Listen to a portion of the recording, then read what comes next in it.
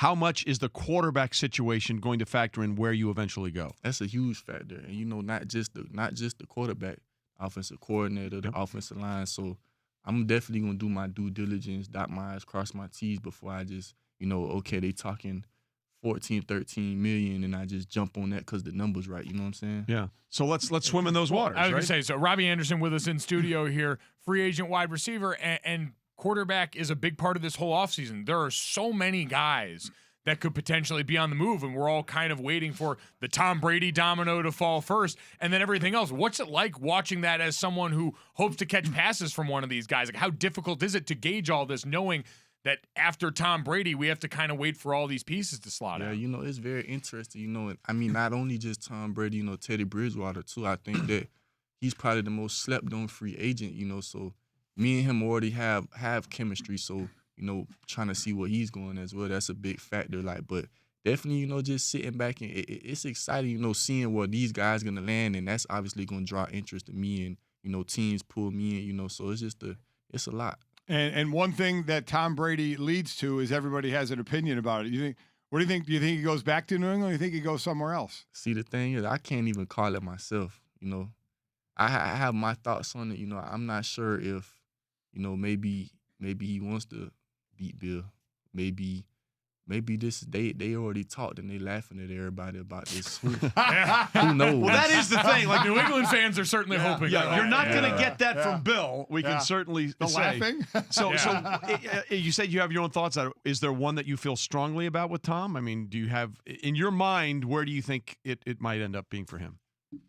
See, I can't predict it. It's crazy when I watched SportsCenter earlier today before I went on. They had him in a Tampa Bay jersey. I couldn't picture that, But maybe Vegas, maybe LA.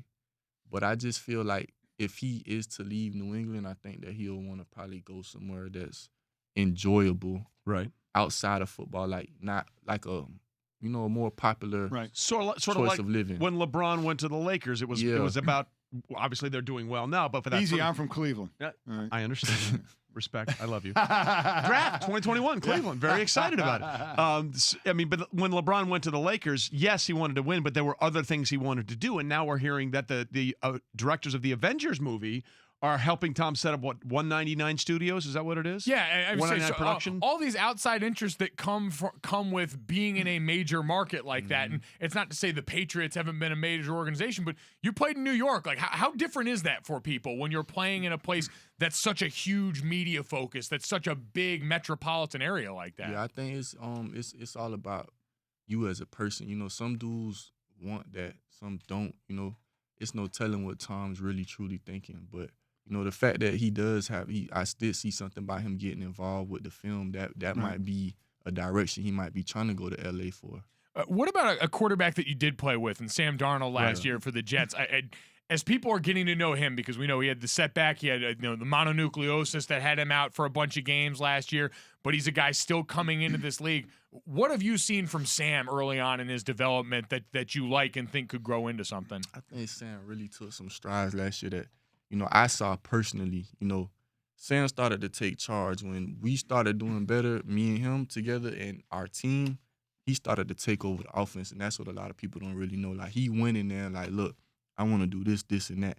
So he started to kind of, grow into himself. I think, it was hard for him, obviously with the setback. And then, there was a lot of offensive. We lost pretty much, like 2 of our main O-linemen, 3 went on IR. You went through 3 quarterbacks last year. You know what I'm saying? Crazy. So him losing his 3 main O-linemen, his 3 highest paid O-linemen, that tells you a lot for him to still, like, it's hard, dodging bullets like that. And it's a new offense, too. And that's a lot of things people don't understand, too. Our offense was very complex last year. So they had to, it was like a little bit too much too early. And once he really got the grasp of it after missing those setbacks, I think that he really grew into himself. And I think, honestly, this year is going to be his best season yet. Well, Jets fans would love to hear that, as Robby Anderson, free agent wide receiver, is with us in studio.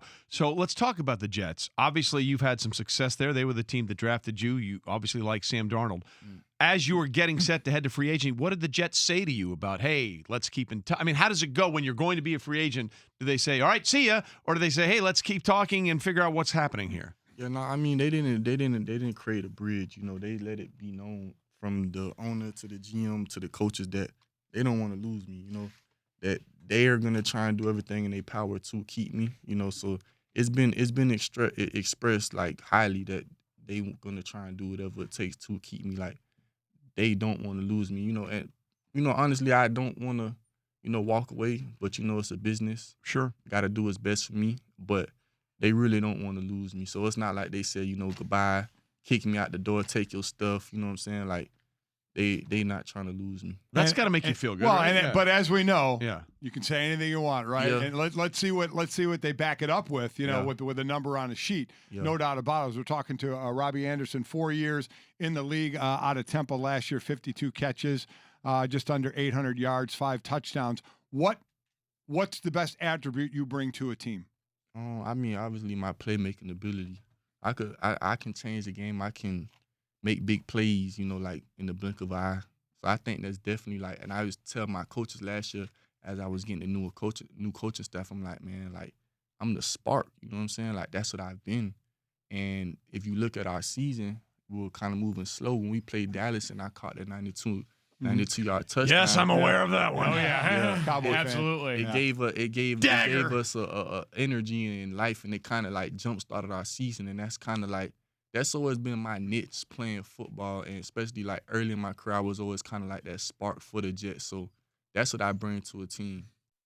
Thank you for watching ESPN on YouTube. For more sports and analysis, download the ESPN app, and for live streaming sports and premium content, subscribe to ESPN Plus.